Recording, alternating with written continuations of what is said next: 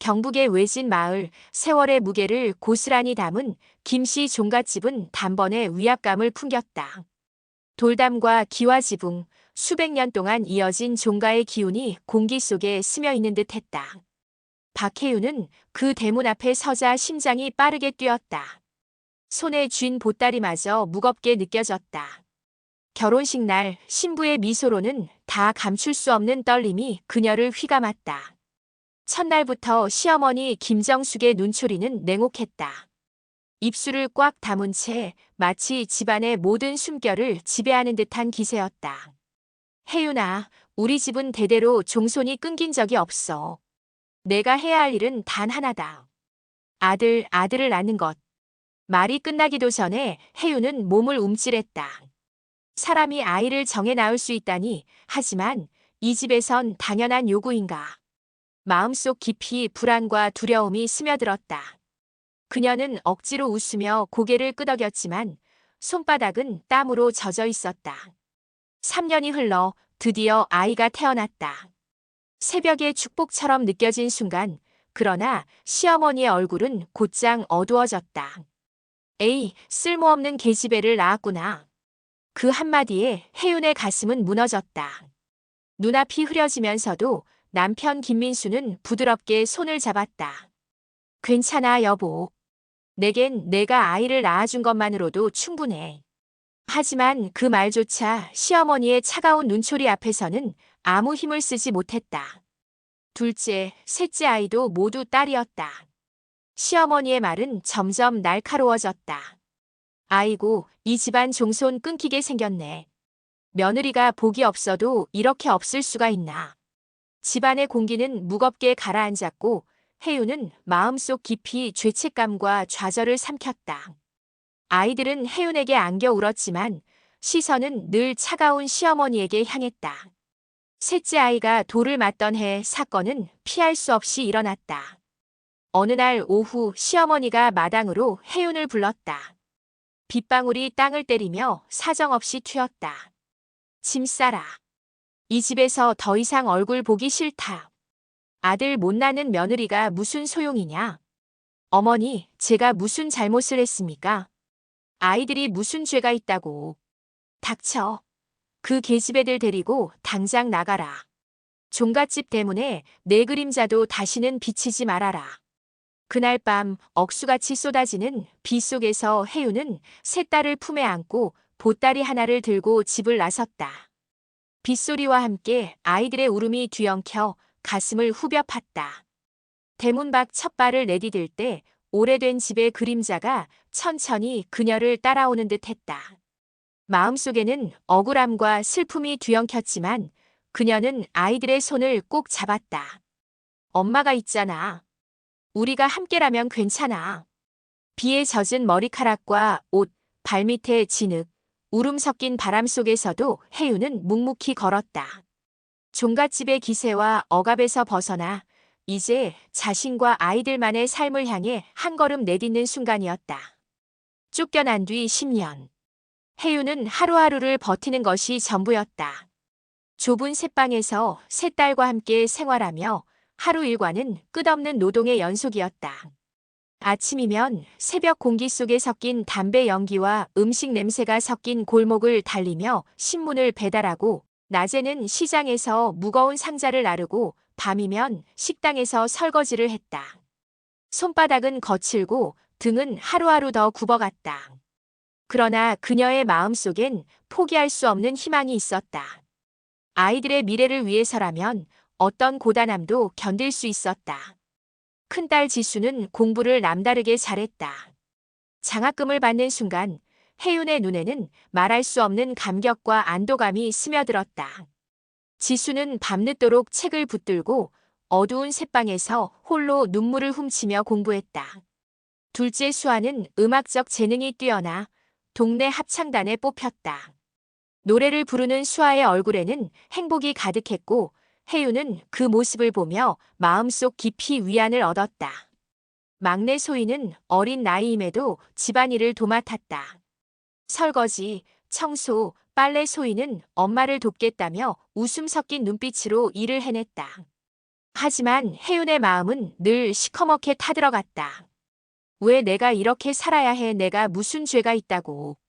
세월이 흐르며 육체는 지쳐갔지만 마음속 상처는 결코 아물지 않았다. 종갓집에서 받았던 모멸과 배척은 잊으려 해도 머릿속을 떠나지 않았다. 아이들이 무사히 자라는 것을 지켜보며 작은 위안을 얻지만 마음 한구석에 남은 쓰라림은 늘 그녀를 옥죄었다. 그러던 어느 날 시장에서 장을 보던 혜윤의 귀에 종갓집 이야기가 들려왔다. 김민수 사업 실패로 집안이 빚쟁이들에게 쫓기고 있다더라. 김정숙 중풍으로 쓰러져 누워만 있다던데. 혜윤은 그 소문을 듣고 쓴웃음을 지었다. 하늘이 보고 계시긴 한 모양이네. 그러나 그 웃음 뒤에는 쓰라린 마음이 숨어 있었다. 10년 동안 원망하고 미워했던 집안이 이제 몰락했다는 소식. 한편으로는 속이 시원했지만 또 한편으로는 묘한 공허감이 밀려왔다. 세월이 흘러도 잊을 수 없는 상처와 그 상처를 딛고 살아가는 자신의 현실 사이에서 혜윤은 깊은 숨을 내쉬었다. 아이들을 키우며 겪은 수많은 작은 사건들이 그녀를 단단하게 만들었다. 지수가 장학금을 받았을 때, 수아가 합창단에서 노래하며 박수를 받았을 때, 소희가 새벽에 일어나 엄마를 깨우며 일을 돕겠다고 했을 때, 혜윤은 삶의 무게를 잠시 내려놓고 가슴속 깊이 미소 지을 수 있었다. 그러나 매 순간 돌아오는 피곤함과 경제적 압박, 그리고 마음속 상처는 결코 사라지지 않았다. 밤이면 새방 창문 너머로 달빛이 들어왔고 혜윤은 눈을 감고 아이들이 안전하게 자는 모습을 바라보며 혼잣말을 했다. 언젠가 우리에게도 평화가 오겠지. 그런 그녀에게 어느 날 낯선 그림자가 찾아왔다. 작은 집 대문을 두드린 발소리. 누구세요? 그녀의 목소리는 떨렸지만 동시에 마음 한켠에서는 무언가 일어날 것이라는 예감이 스며들었다.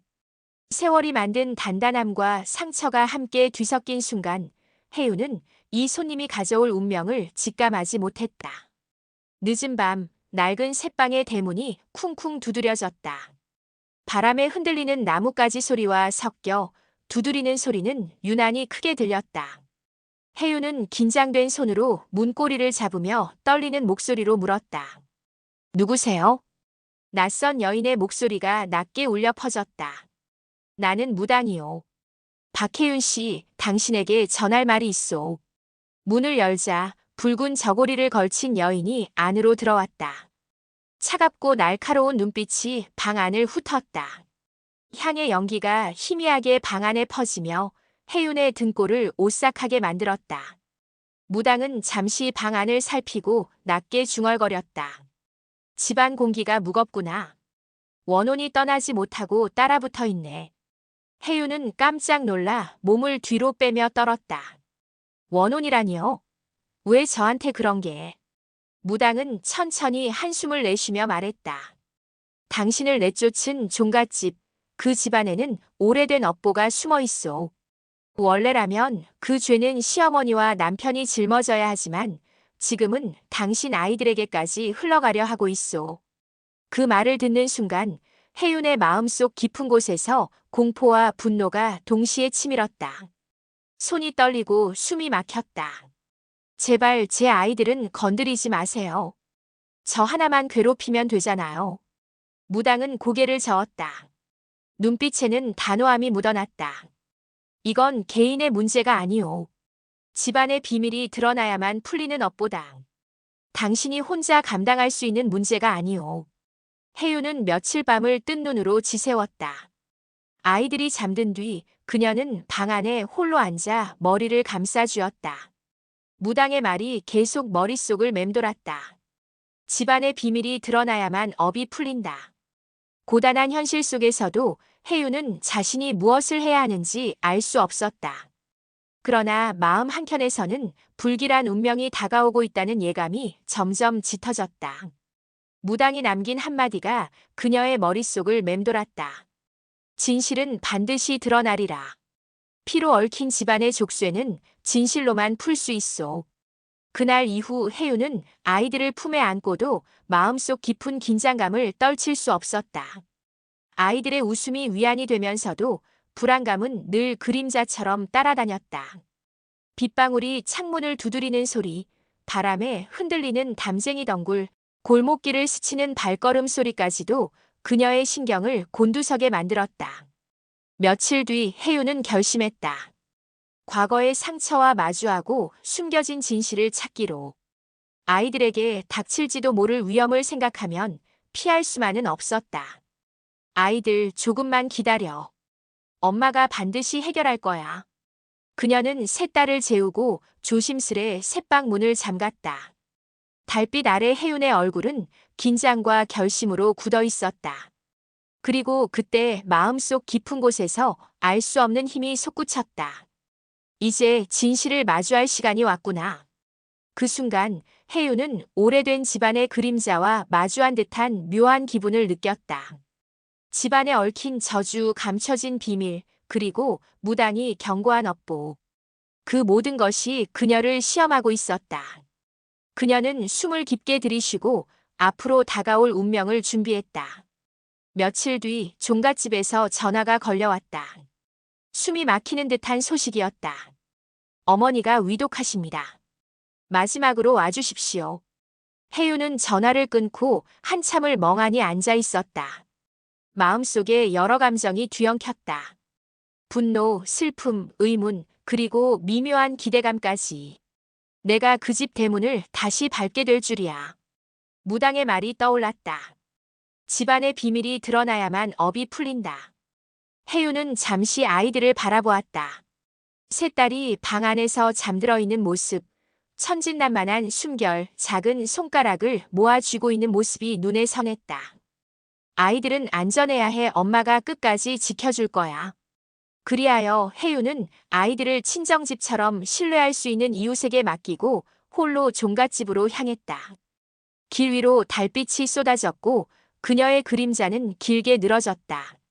마음속에는 떨림과 결연함이 뒤섞여 있었다. 병실 문을 열자 시어머니 김정숙이 누워 있었다. 뼈만 남은 듯 야윈 몸, 그러나 눈빛만은 여전히 날카롭고 독했다. 내가 여길 왜 와? 나가. 혜윤은 떨리는 목소리로 답했다. 마지막이라 해서 왔습니다. 마지막이라면 이제 모든 걸 끝내야 하지 않겠습니까? 그 순간 김민수가 다가와 울먹이며 말했다. 혜윤아, 사실 우리 집안에는 오래된 저주가 있었어. 종손이 태어나면 반드시 피를 본다는 저주, 그래서 어머니가 아들을 집착했던 거야. 혜윤의 심장은 빠르게 뛰었다.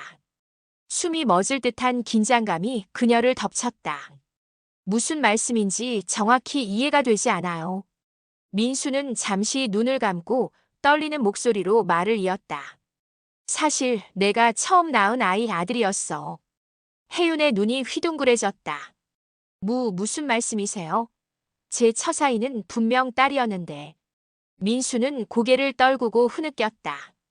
그 아이는 태어나자마자 어머니가 없애버렸어. 저주가 두려워서. 그 말에 혜윤의 가슴은 한순간 얼어붙었다.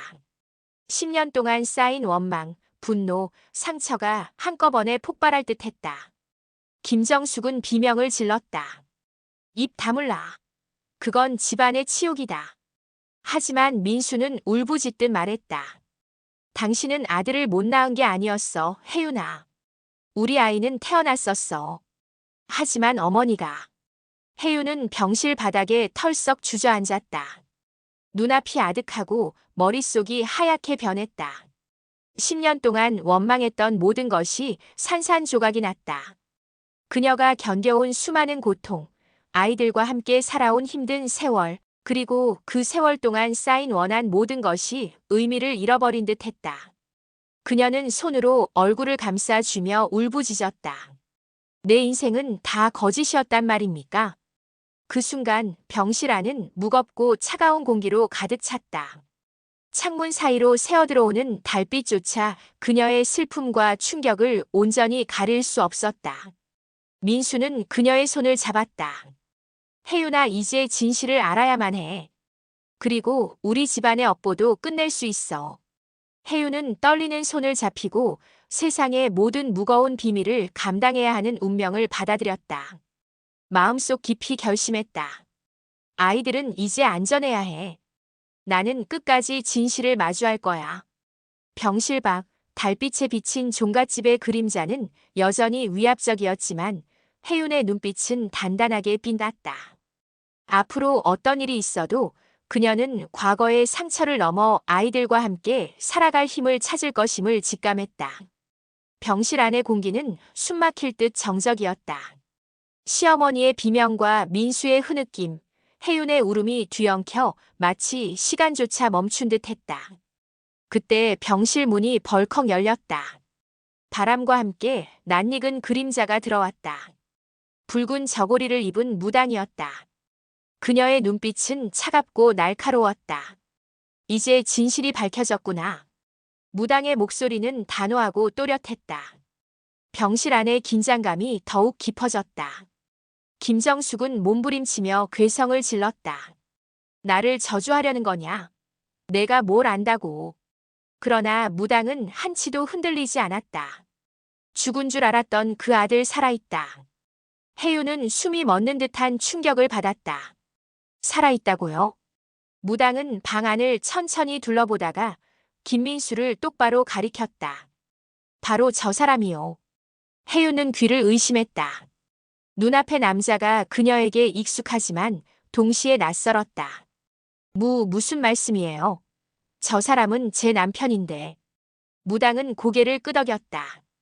당신 곁에 있던 이 남자 김민수. 사실은 당신이 낳았던 첫 아들이요. 이름과 모든 것을 바꾸어 종손으로 키워진 것이요. 병실 안은 순간 얼어붙었다. 달빛에 비친 그림자마저 숨을 죽인 듯 고요했다. 혜윤의 손이 떨렸다. 머릿속은 혼란으로 가득 찼고 눈앞의 진실은 믿을 수 없을 만큼 잔인했다. 10년간 원망했던 남편, 사랑했던 남편, 모든 감정이 뒤섞여 혼란스러운 파도처럼 그녀를 덮쳤다. 무당은 차갑게 덧붙였다. 업보가 돌고 돌아 가장 끔찍한 인연을 만들었지. 피로 맺은 족쇄, 그것이 이 집안의 업보다.